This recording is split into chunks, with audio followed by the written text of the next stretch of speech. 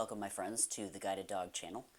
And on this video I'm going to be reading a lot from a script that I wrote, and I like to try to talk off the cuff so that it seems, much more conversational and a bit more comfortable. But I wrote a lot of notes on this video, and I'm going to be reading a lot from that, because I think I had a lot more inspiration when I wrote the script for this than I do currently to be able to talk about it. So on that note, I think that employing this concept that I'm about ready to reveal in this video is actually how we can end the need for pet rescue and end the huge overpopulation issue that we see in our country. And so, we do have much better options than some other countries. So we have shelters and spay neuter and foster programs and a lot of rescue groups to help curb the suffering that we see in this country of our domestic pets, so like dogs and cats. And we aren't quite like at the point of other countries who have rampant feral dog issues, but we still kill thousands of animals in shelters, and we spend millions of dollars, and it's still a huge problem.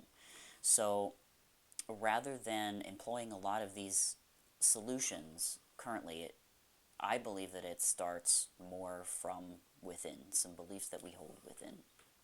So, I'd like to think that as a collective we can mature, and this is what this channel aims to do, though I accept that there will always be people out there who will contribute to the problem rather than the solution. So they'll allow unsupervised pets out who aren't altered to, breed and create feral populations, and for people who will breed just for money. But we're not talking about those folks. For the rest of us wanting to be a part of the solution, why do I think there are so many dogs needing rescued? So, despite our best efforts, there may come a time when you have to rehome a dog for the best interest of everyone involved, and we aren't talking about those situations. So before you get a dog, the best way to prevent being part of the problem is to take a two-step approach and start by asking this two-part question. One, why am I getting this dog? So for many people, whether or not they're aware of it, they're getting a pet because they're trying to fulfill a need that they have.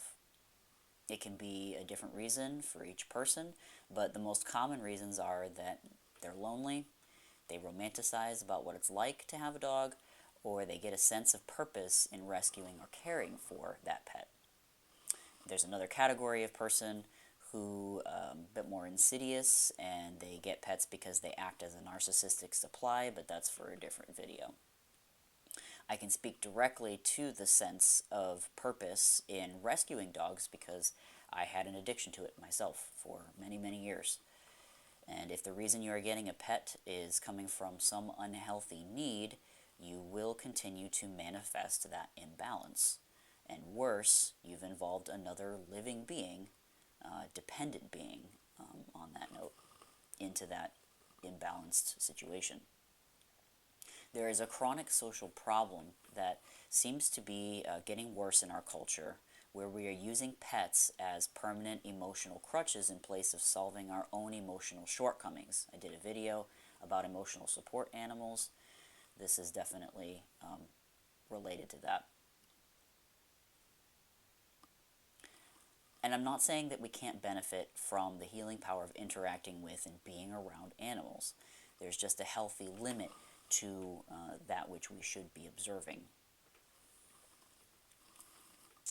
So, going back to that two-step question, think really hard about why you're getting this dog. Is it because you think it's cute, would be adorable to dress up? Are you doing it because it's a popular breed, like Doodles? Have you had a string of unsuccessful relationships, and the idea of something that's loyal and loving, no matter what, appeals to you? Do you think that your kids need something to stay busy, to be taught responsibility? Being brutally honest, those are all very short-sighted reasons, and do not consider the lifelong implications of having that dog, and certainly do not do what is within the best interest of that dog. Taking responsibility for your own shortcomings and fixing them yourself without using another being as a band-aid is in general the first step to exercising empathy and respect for that being while maturing and growing as a person. And I think that that's at the root of what we need to do as a society to fix a lot of problems, but certainly as it relates to our pets, it would correct a lot of issues. So to the second part of that question, why this dog? We'll encourage you to do the research necessary to ensure that you make as informed a decision as you possibly can to prevent the majority of problems that lead to pets being in shelters in the first place. When you choose a dog, it's vital to look at all the breed characteristics, from behavior to health, to eliminate as many problems down the road as you possibly can. So I'm going to have other videos up on that as well, choosing the right breed and what veterinarians have to say about certain breeds of dogs.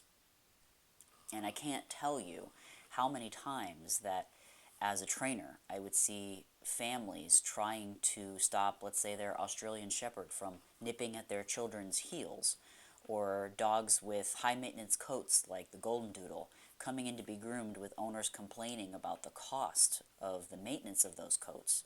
Or English Bulldogs coming into the clinics where I used to work, unable to breathe just to be able to make a walk around the block to combat a very common issue with them, which is obesity. And all of that at a very young age, usually just a 5-year-old dog. So just by looking at all the characteristics of the breed or a mix that you're looking at, you can save yourself years and thousands of dollars and a lot of emotional trouble. Not to mention, you have far less of a chance of contributing to the problem that this video is talking about. So the last part of this is that if at the end of the day you decide that a dog will truly add value to your life in a healthy way and you can provide for that animal through its life, the question you then ask is where you'll get this dog.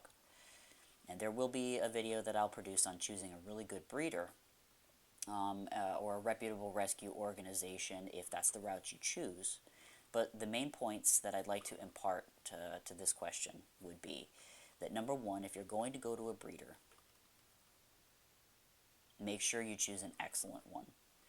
You wouldn't purchase something that you would be investing in for the next 15 or 20 years from a questionable source. So why would you do that for a living thing? Number two, never purchase from a store. Never purchase a puppy, or kitten for that matter, from a store. Number three, if you do decide to go through a rescue group, choose a responsible rescue group. Some rescues look like they're do-gooders, but actually they're doing what's called flipping, where they're making a profit by finding popular breeds and mixes at their local shelter and then turning around and upcharging a huge cost, a huge price, a huge adoption fee for those animals simply because they know they can get it based on demand. Number four, if you go to a shelter, be prepared to handle any potential problem that could arise from assuming the responsibility for something that many factors are unknown.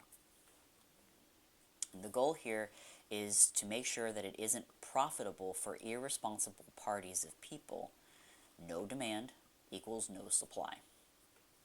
So if you don't reward the bad behavior, eventually it will end. Making decisions with these things in mind would drastically reduce the number of pets in shelters, the number of euthanasias, and the millions of dollars spent nationwide on everything from medical care of the health problem prone to keeping the rescue network running with food and transport and all the associated costs. And what more good could we accomplish if we took responsibility for ourselves and our choices and freed up all of those resources? And that's the kind of world that we all want to live in. So let's make it happen. Until next time, Pa, namaste.